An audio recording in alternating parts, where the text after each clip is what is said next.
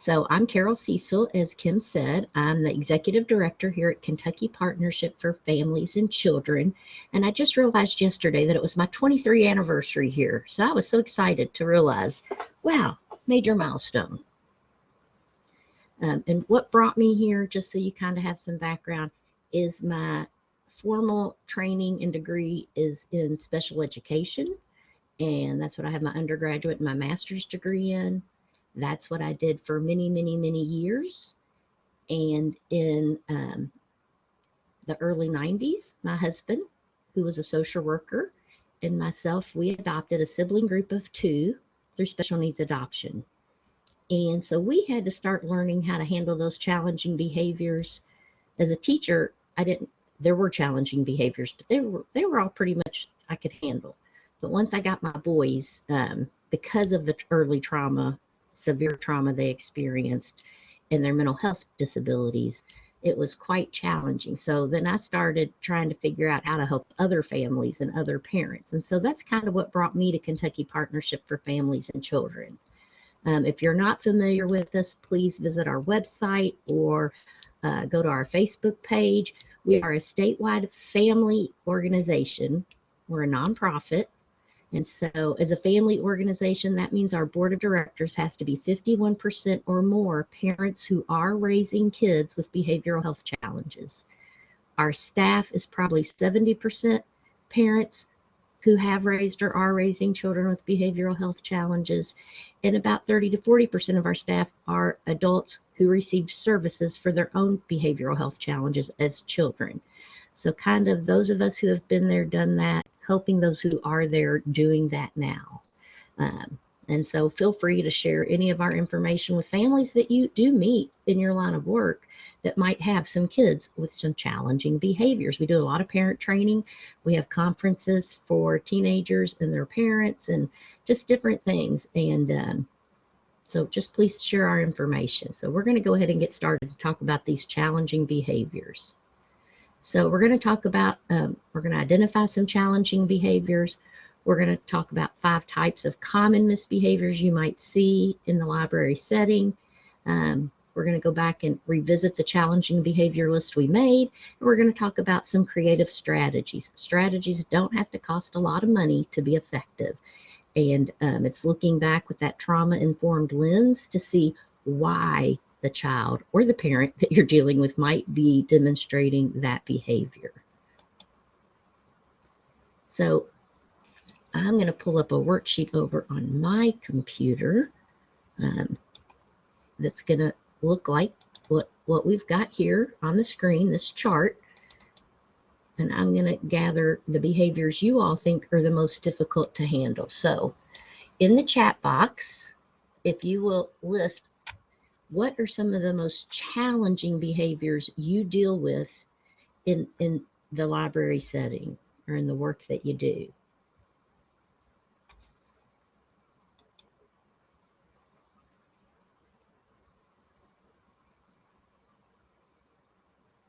Not listening. Yep. What else?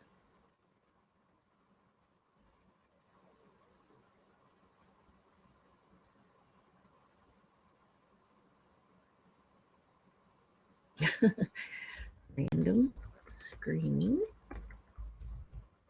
What age for this random screening?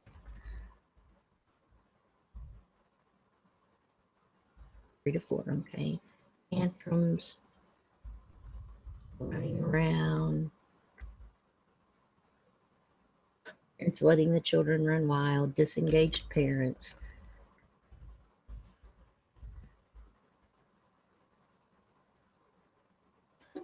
For some of our kids, Ashley, they don't have long-term memory and they don't have short-term memory. So they really don't, some of the trauma affects that short and long-term memory for some of our kids. And so they might not, it's a new rule every single day. So I totally get that. Older kids like to playfully push and tease, destroy library property. Okay.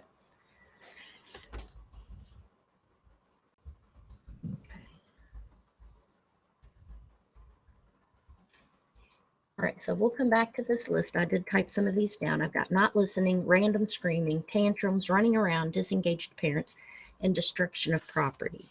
So that gives us a good list, and we'll come back to that in a little bit. Hair pulling. So destruction of property and hair pulling would be that impulsive behaviors I see, but then also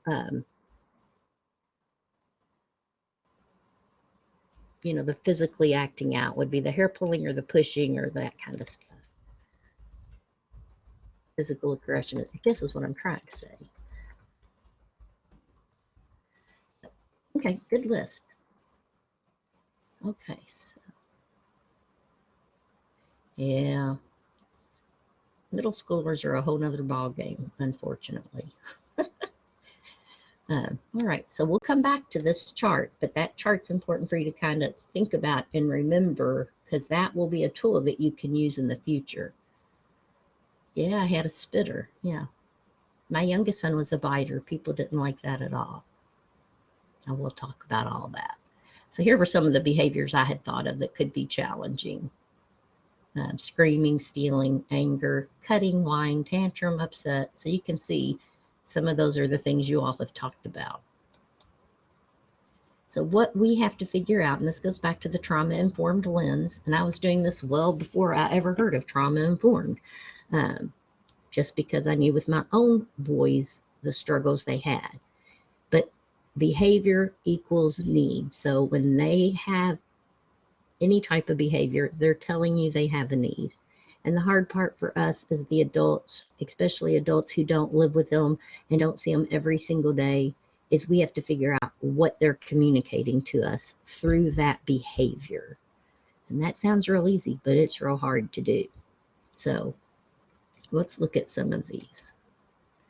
So first, if you figure out what they're communicating to you, you have to meet that underlying need before those negative behaviors can change. The hard part for you all is because you might not see these kids every day. You might not even see them once a week. It might be a one-time thing, is my guess, that they might be coming to some type of activity you're hosting at the library. And so it's harder to change those negative behaviors because you're only seeing them that one time, and it may or may not be modeled at home or in other environments. And so, but if you can figure out what they're trying to communicate, it could be a game changer for some of these kids to have someone look beyond the behavior, to look behind the behavior. And so, of course, sometimes you can look at what is logical or natural consequence. And so, can anybody tell me the difference between a logical and natural consequence? And I don't know if y'all can unmute and speak, or if you have to do it in the chat box.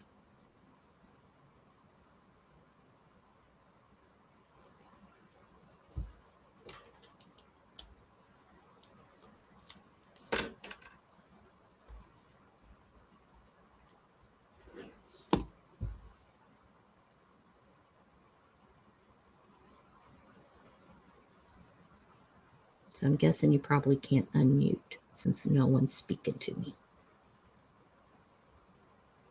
All right, so I'm going to go ahead and, thank you very much, Jennifer.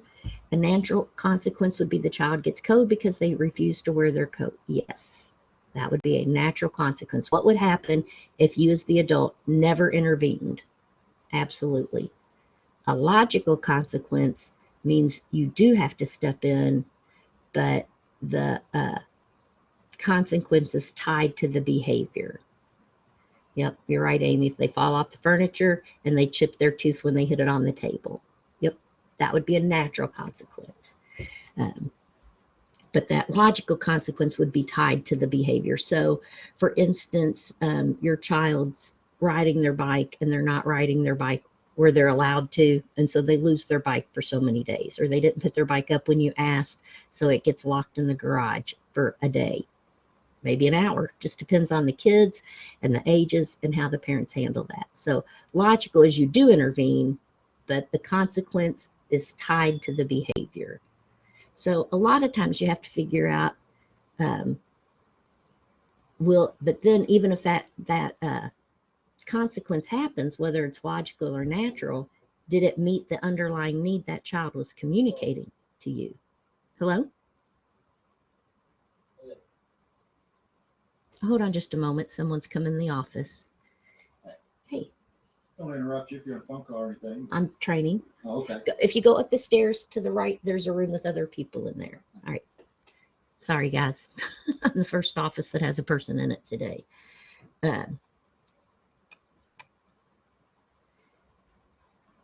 And so even if you let that natural or logical consequences occur, you still have to, yeah, it does, Kim. You still have to decide if that's meeting the child's underlying needs. So what were they communicating to you?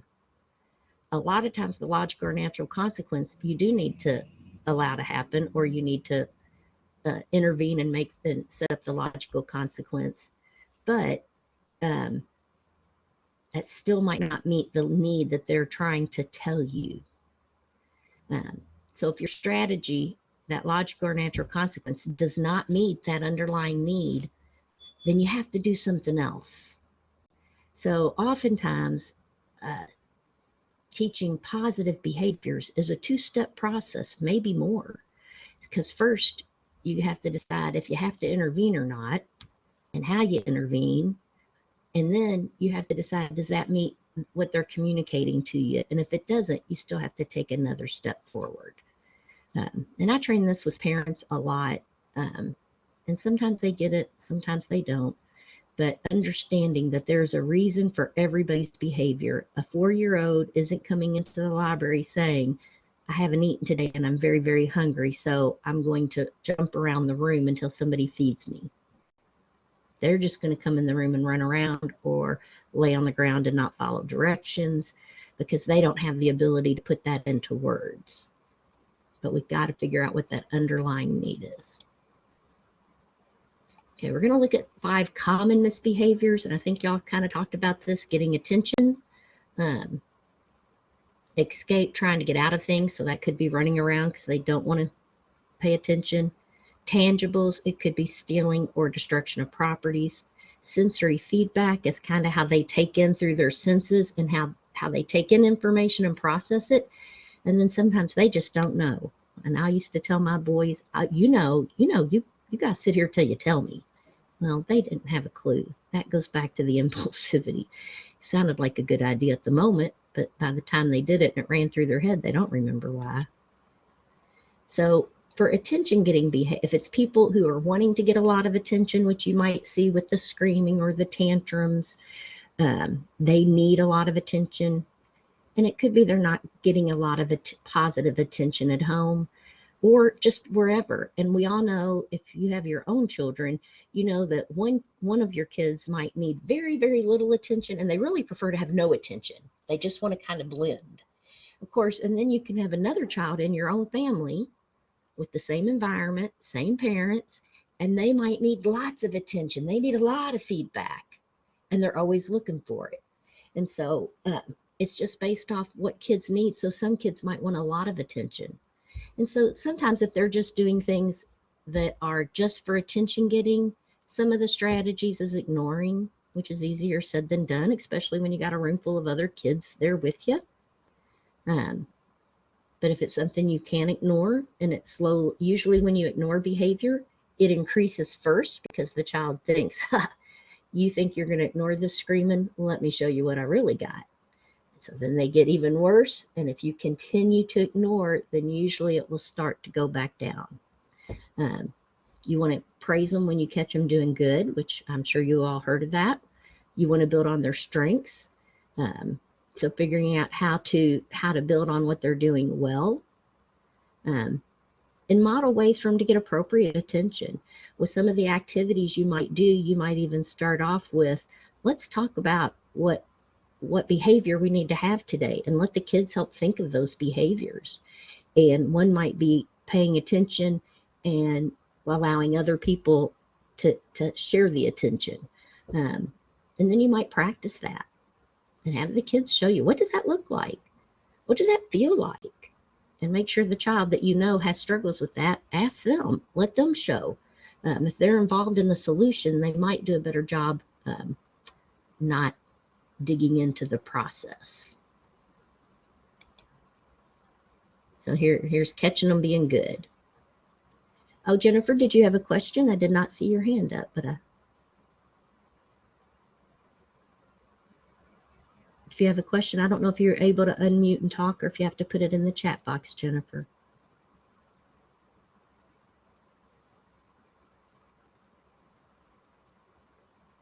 I'm going to keep talking until I see it in the chat box.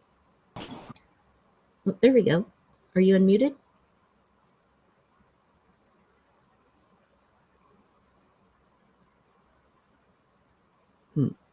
All right. Oh, I think she's typing. Thank you, Amy. I can't see anybody. Escape. So sometimes kids want to escape something. And as an adult, we have to know what it is they're trying to escape. If they're running around, are they trying to escape being controlled and being expected to sit still, which is not their forte? For teenagers, this might be running away, using drugs, threatening suicide, or feeling suicidal, trying to escape the pain. Or for our younger kids, I'm too sick to go to school, or I can't do that. So if you're doing an activity at the library with the group of kids, I can't do it, I can't do it, I can't do it. And maybe they're trying to escape people really understanding they might struggle with reading, or maybe they don't want people to know that they struggle with doing the art project or following directions, so they would just soon not try than to have people know or see them not do as well as they think they should do. Strategies, you got to find out, are they justified? So if they're running around the room, maybe if they have attention deficit hyperactivity disorder or some other type of thing, that movement is important. And so you might have to find other ways for them to move. If they don't want to go to school because they're sick, it's important to find out, is that because they have a test today, or is it because they're being bullied every day? So you got to find out why they don't want to do it. What's going on? And if it's not justified, you can oftentimes make the alternative worse than what they're trying to escape. So, well, I don't want to go to school because, I don't want to do that test. Well, you might have to talk about taking them to the doctor. And today when you're home from school, you don't get to watch TV. You'll just need to lay in your bed all day, things like that. But for kids that you all have that trying not to pay attention, and some of them are just easily distracted. For some of them, it might be they really have difficulty paying attention. And it might be you have to adapt the lesson or activity you're doing, and you might have a reward system so that when they are doing well and paying attention and following the directions and they're not running around, that reward system that you've practiced and modeled and talked about with them might help with that also. Tangibles. And this is for kids who steal, or they just see something and they take it, or you all mentioned in the chat box some of those middle school and high schoolers, teenagers, and they just tear stuff up to look cool. So here it says they might do some of that stuff because they want to fit in. They might do it because they're impulsive. So when we're looking at why, that could be the whys. Strategies, if they're wanting something in particular, instead of stealing, you can help them find a plan. If they tear something up at the library, I don't know what library policies are. We use the red light, green light game to help them know how to follow directions while making it fun. Ooh, I love that, Melissa. And Jennifer, if you typed something in, I never did see it. So please feel free to do that. Yeah, you always have to make it fun for kids. That's one of my favorite parts of working with kids, is figuring out how do you teach it and make it fun at the same time, and plan for some of those behaviors that are hard to deal with. Help kids find ways to fit in. So if they really struggle to fit in, find ways that you can do your activities that include groups and put them with a child who is very accepting, or with a group that's very accepting, or talk about what it looks like to work as a group collaboratively. And I get these might be young children, so you might not use the word collaborative, or you might, but it goes back to modeling it, talking about it, having them model what it looks like, and figuring some of those things out. For some of those kids, those teenagers that are coming in, it might not be your job to find them a more appropriate group, but if you find something they're interested in, you might, if you know about groups in your community, you might let them know about that, because the more that they find appropriate groups to fit in with, hopefully the less they'll hang out with the groups that are going to get them into trouble. If they tore something up or they stole something, to be able to provide restitution, and that goes back to, I don't know what your policies are, but it would be really nice if you were able to work with the parents for that child to provide restitution, or to come work at, have to volunteer at the library every day for so many days till they get the restitution handled with their time. Some of those types of things. Natural consequences if they tear something up or steal something is you can call the police. That would be a natural consequence. So having to deal with the legal system could be the natural consequence.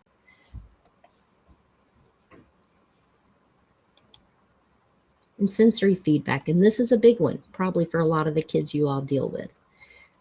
Sensory is how we take things in. You already know that through your senses, but how your brain processes it. And for some kids, they have very big sensory issues. And they don't have to have a diagnosis of sensory integration disorder. Many kids still, we all do, we all have sensory feedback issues, or preferences, I should say. So for some kids, the tags in the back of their shirt, and not just kids, my husband's the same way, tags in the back of their shirt drive them crazy. And so they might be trying to listen to you, but that tag is on their neck, and they're just doing all this moving around because that tag's kind of driving them crazy. They might be easily distracted. So even though you're talking and you're giving them instructions, they might hear the air kick on, the furnace or the air conditioner kick on. They might hear somebody who's tapping a pencil. They might hear the buzzing in the lights. Some of our kids who have attention deficit disorder or attention deficit hyperactivity disorder and some other behavioral health challenges, some of those kids have a very heightened sense of hearing. And so things that you and I have learned to tune out or to ignore, or we just don't even hear, they hear, and it does affect their ability to pay attention. For some kids, they like to have a fan blowing on them. They like the movement of air around them, so where they sit could be really important in the room. Some people like dim lights. Some people like all the lights on. So this is just sensory differences. I'm the kind that I like lots of lights on. I don't know if you all can raise your hand to show if you like bright lights. So raise your virtual hand if you like the bright lights. That's me. I come in, I open all the curtains. Thank you, Jennifer. Here's a few. Yeah. So thank you. Yeah. So I'm the same way. I go in the room. When I get up in the morning, I go in, I open all the blinds, all the curtains. I want a light on, and I don't want the dimmer switch on it. My husband put a dimmer switch on everything because he's the opposite. I want them turned up all the way, all the way. I want light. I want to see everything. Yeah, you can lower your hand now. Thank you. And then my husband, he'll come in and close all the blinds and close the curtains and turn the lamp on low and dim all the lights because he doesn't like it real bright. And so it's not a good or a bad. It's just different. And so for kids, a lot of times they don't have the ability to say that that's what's bothering them. They just know something's bothering them. Like, I'm just not comfortable, and they can't get comfortable. Some kids like to chew on things. I mentioned my youngest son, and this is my biological son, being a biter. And so, they found things that were appropriate for him to chew on instead of his friends. They found things like clean aquarium tubing on a piece of yarn around his neck when he was a toddler, things like that. And for some of the kids, it might be the types of clothes. They might be very picky about the types of clothes. And so at the library, it might be when the heat kicks, what they have on is comfortable until the heat or the air kicks on, and then they're uncomfortable. And they can't help it. A lot of times they can't help that sensory feedback. Their brain and body just goes there. It's almost like I describe it as an allergic reaction. So if you've ever had an allergic reaction to medicine where you feel like your skin's just itchy all over, crawling all over, for some of our kids that have some sensory sensitivity, that's how it is for them. They can't help it. That tag in the back of their shirt, they're trying to pay attention, but that tag, oh my gosh, that's not as big of a deal anymore because of now many t-shirts are made without tags. As an adult, I've had bad sensory problems, especially with sound types, some types of clothes and materials and tags. Yes. And it's not a good or a bad, Brandy. It's just different. It's just different. Like I like the fan blowing on me. My husband hates the fan blowing on him. It's not a good or a bad. We just have to negotiate, since we share the same space, to how we handle that. And so understanding that when kids come in, if you notice that they like the dimmer light, don't put them right in front of a big bright window. Put them in where there's less light, help them go to an area of the room that might be less light if they've complained about how bright the sun is. But just be aware of that. And some kids, if it's me, I'm going to go sit right in the sunshine, right there in the middle, unless it's hot. And so just be aware, a lot of them can't help it. I can't handle scratchy, dry book pages and covers. It's all I focus on. So Ashley, you know exactly what I'm talking about with these kids. A lot of times they cannot help it, and they also don't even know it. They don't even know that's what's driving them crazy. So they don't realize that it's the lighting in the room that's making them just, but they can't pay attention. They can't follow directions, and they just don't know what to do. So they might be running around the room because that's driving them crazy. So just be aware that that could be part of that distractibility. Can't handle the sound of chewing. Yep. We all have those issues. Everybody has preferences with sensory input. Not a good or a bad, just different. And so understanding that these younger kids especially have those issues, and they can't help it. We just have to start looking for the clues to figure out what they're telling us with that behavior. What might they be reacting to?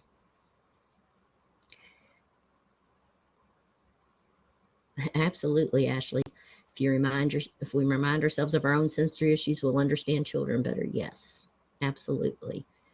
When I learned about sensory feedback issues, that was like a big aha for me, because my older sons with their behavioral health disabilities had very strong sensory feedback. And I think kids that have early trauma, like my older boys did, I think a lot of that is because post-traumatic stress disorder. So they get on that heightened alert, kind of like, the airports have the different colors for concerns. And so for kids who have had early trauma, early abuse and neglect possibly, then that their sense of what's going on around them is heightened. And so things might bother them more than it bothers us because of that. So for a lot of our kids who have had trauma, we need to remember, even though we don't know what the trauma is, we need to remember that that can affect how they're handling some of this stuff. How do you go about figuring some of these out?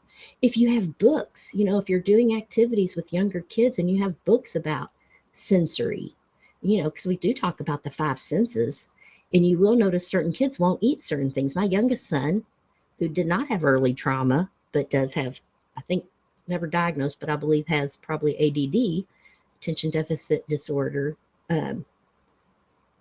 He was always that way. He's an adult. He still doesn't eat fruit. He doesn't like mushy fruit. No bananas, no strawberries, nothing mushy in his mouth. So, you can do the 5 senses. Then you can take each sense at a time and talk about it, and do the activity and see who has some strong reactions to certain things. But it takes time. And if you don't see them very often, this is still really hard to do. But just be aware of it. I think it helps us as adults respond in a better way to young people. But I definitely think you can do lots of activities around some of these. Do you like the bright light or do you like the dim light, and have them vote and have the light on and the light off? I think there's lots of things you can do like that. Do you like soft clothes and have some soft items there? Or do you like the thinner clothes, blouses type material, t-shirts as opposed to a sweatshirt? You can do some of those things. So not eating certain things could be considered a sensory problem. For some people, yes. I know a lot of kids that are on the autism spectrum, oftentimes have issues with food, and a big piece of it could be the sensory piece of it in their mouth. That's not everybody, but that's a lot of children will have issues with certain foods. And if you pay attention, it's foods that are similar. Like my son can eat apples. Apples are crunchy. They're not mushy. But a lot of food is very mushy once you take the first bite, and he can't stand that. Aaron said in story times they keep a bin nearby that has cloth books with tags, plastic mood bottles, fidget toys, and that they put it on a cart and say if anyone needs to grab an item out of the bin to help settle you down, don't hesitate to do so. I love that, Aaron. That is being proactive. Absolutely. And you might even have a time that the kids pass them around and try them out to see which one kind of meets their need, and that way they know what toy is their go-to toy, their sensory thing. So that is great. All right, so for sensory feedback, you got to pay attention for the triggers, what's happening in the environment. And I'll just tell you, as a special ed teacher, and I taught little ones, that's my favorites are the little ones. And so my room was beautiful. I knew how to decorate my classroom. I had things hanging from the ceiling. I had colorful stuff all over the walls. It was amazing. Now, when my youngest son, who has sensory issues, would go into his daycare, they too had things hanging from the ceiling, beautiful walls. It was a beautiful environment. But as soon as my son walked in that door, it was so visually overwhelming to him, he didn't hear another thing that I said. It was like we're talking as we go to the door, we open the door, and he's just like, and that's every day he went in.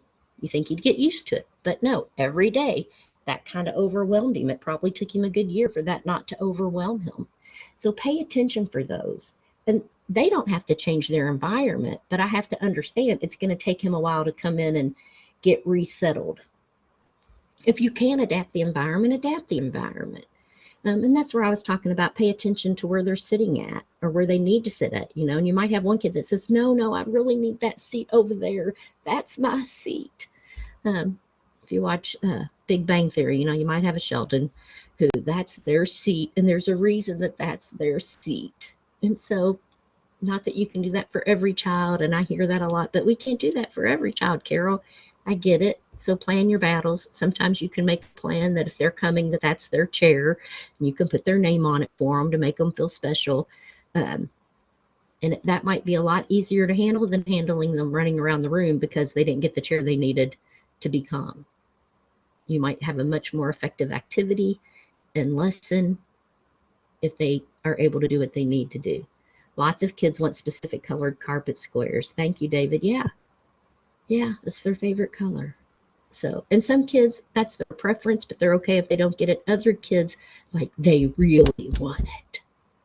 So you kind of have to negotiate that as the leader in the room.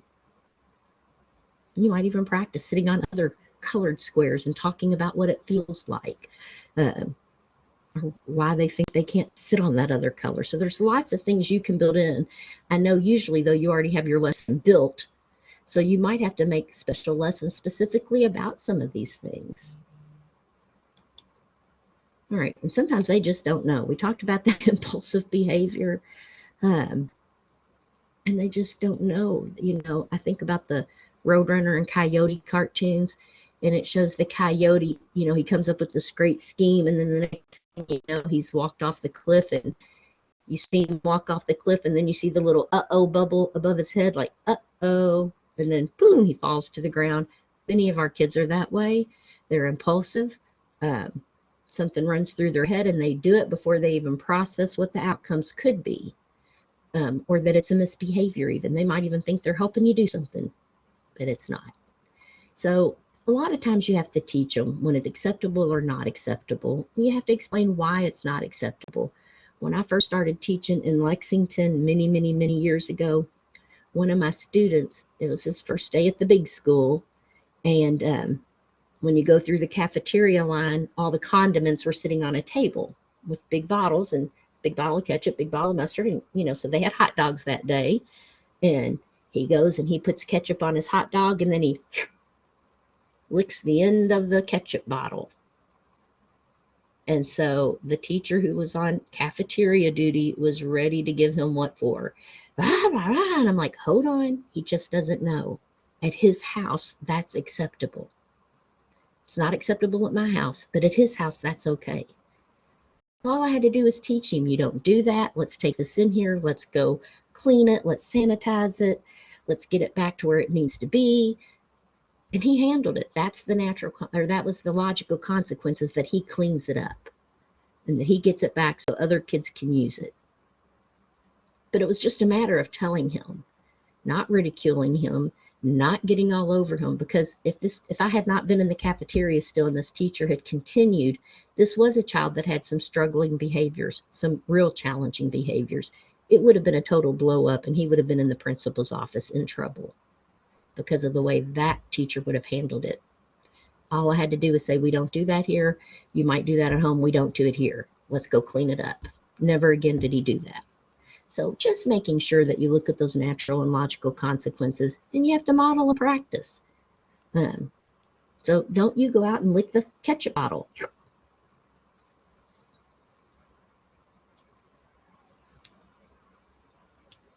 You're right, Jennifer. Especially with COVID, so many kids have been at home. And I think a lot of kids maybe don't get the attention that they need at home. And it's not that parents are good or bad. We're just busy. We all are. And I know I'm very guilty of my kids coming to tell me something. And I'm like, yeah. And I'm really not listening. And they really need attention. And so, yeah, I used to get some really long stories too. So making sure you give them time up front, but limiting might help if you know which kids those are that need to come in and say something, or that might be part of your ground rules or expectations that you've set up. Like, if you're sharing the story, your story can only be 1 minute, and you have a timer somewhere or something. But a lot of times those are kids, they might talk all the time at home, but the parents might be too busy to really listen and interact and ask questions.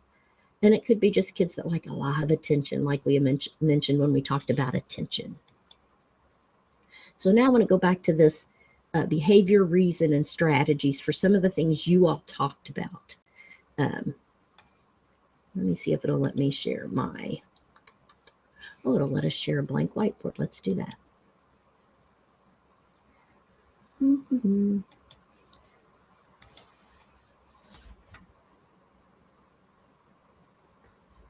I love that. I didn't get to see all of it. Thank you, Krista. They can talk during craft time.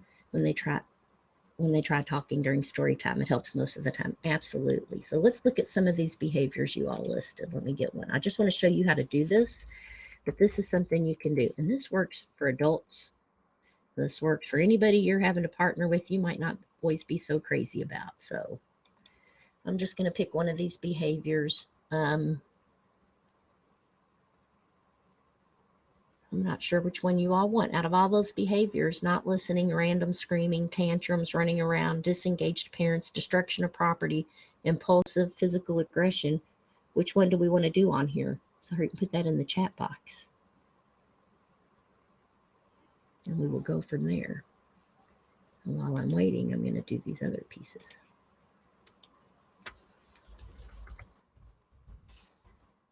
Disengaged parents, running around, keep voting.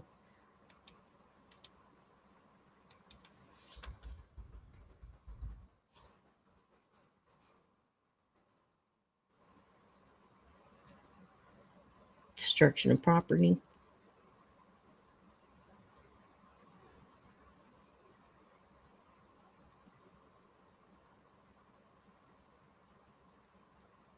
Okay, we got 3. We need to pick one or the other. We're going to run out of time here.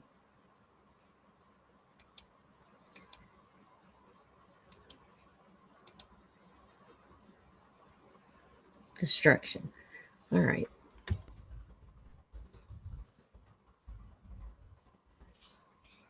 Helps if I can spell, doesn't it? All right, so let's talk about destruction of property. I don't know how to use this whiteboard very good. In the chat box, why might they be destroying property?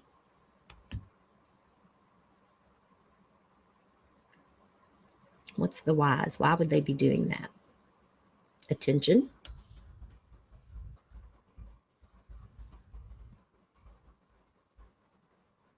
Look cool. Angry. What I'm hearing about the attention and looking cool is they want to fit in.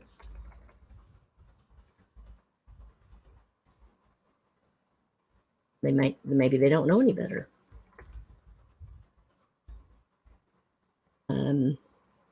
Be that they're on drugs, could be. I'm going to say altered state. They don't know how to regulate. Impulsive, absolutely. Okay. They don't respect. I saw another one that went too fast. I gotta find it. Not getting their way. So they want control. Great job, guys. So we've got a lot of whys here. So the next thing we need to talk about what strategies can you use to help with some of these. So if they're wanting to fit in, get attention from their peers and look cool, what is a strategy that you might be able to do to help them fit in?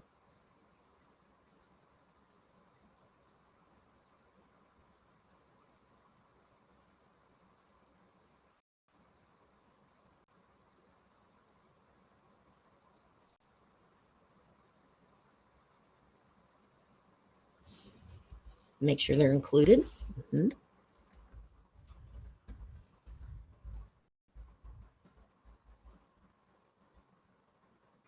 All right, so invite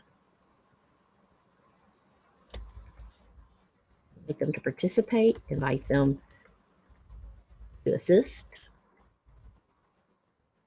Yeah, help them find a more appropriate group. And I'm going to suggest to do that, Ashley, what you might do is find out their interest. If you can build off other things they're interested in besides fitting in, if it's solar system or being an astronaut, or if it's being a NASCAR driver, whatever it is, American Girl dolls, and you can find books and things that help them build off their interests, then that might help. Make eye contact. For some kids that will work. For some kids it might make them worse. You got to know your kids. Make eye contact and smile. Yep. So what about if they're angry? Why might they be feeling angry? Thank you, Erin. Model. You always want to model the behavior you want. Always. And a lot of times if you have disengaged parents that are sitting there on their phone while you're doing the activities, modeling that for the parents is pretty important too. Ask them to lead the group in a task such as picking up books off the floor. Yep. Ask how they're feeling. Yep. And you can always do lessons on feelings, which I'm sure you do. But if you have a child who is coming consistently that has a lot of anger, maybe you need to do one on anger. We all get angry. Kids think anger is a bad emotion. It's not a bad emotion. It's how we communicate that emotion that gets us in trouble. We all get angry. So helping them understand emotions are emotions, and they're not good or bad. They just are. But your behavior can be good or bad based off that feeling. So what about if they don't know they're not to destroy that property? How do you handle that? What's your strategy?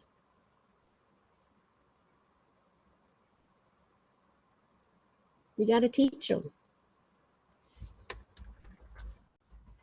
Teach them and practice it with them. Explain it. That's when I was talking earlier about some of the lessons you might have might be just practicing some of these things. What does that look like? What does that feel like? And asking some of those questions. Explain why it's inappropriate. Absolutely. What about if it's because they've not been taught to respect?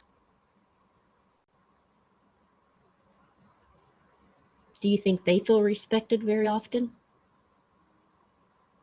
Probably not. So you want to show them respect and talk about respect. You want to model respect.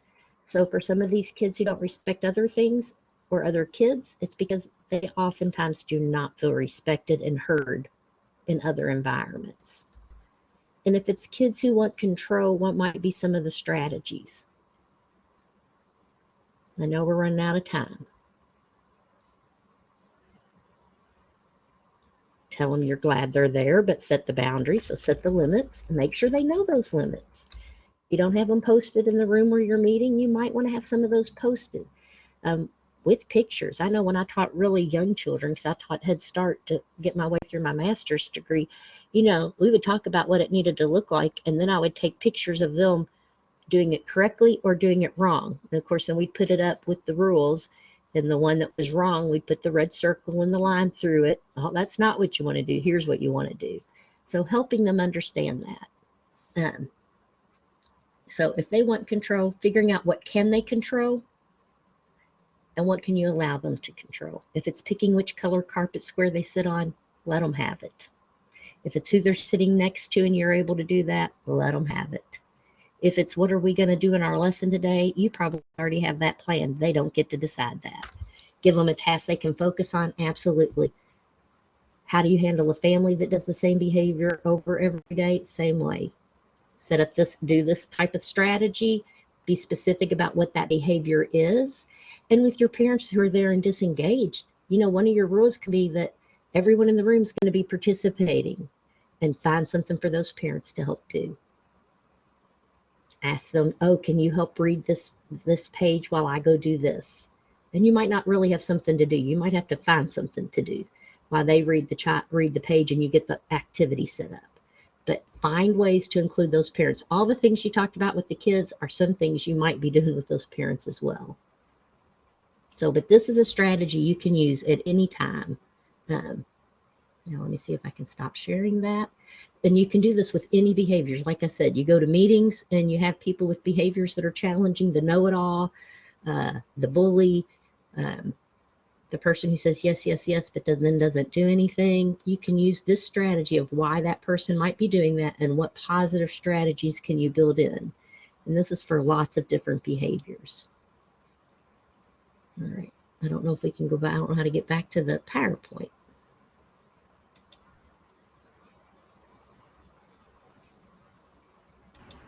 Do you want to get back to a certain page? Just where we were at when we... And right now, just if you have questions, I think we're at the end. I really wanted to just go through some of those common misbehaviors and give you, thank you, and give you a chance to go through those strategies. Here's other strategies.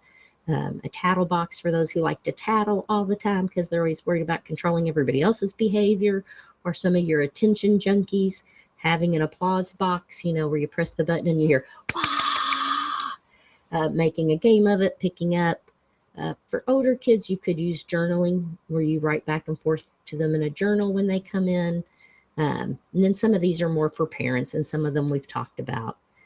Here's my contact information. And like I said, we have a Facebook page, and we do lots of every Monday morning we do some type of video. Sometimes it's based on behavior. Sometimes it's based on trainings that are coming up for parents or teenagers. And yes, thank you, Kim. And there's my email. So feel free to like us and go to our website and our Facebook page. And it might be helpful for you all to stay in contact, so then you can remember when we have things coming up that you can let parents know about, or teenagers if you're working with teenagers very often. If you have any questions, feel free to put them in the chat box, or raise your hand if you can and unmute. I know this was really fast. This is usually a 3-hour training. This was the short version.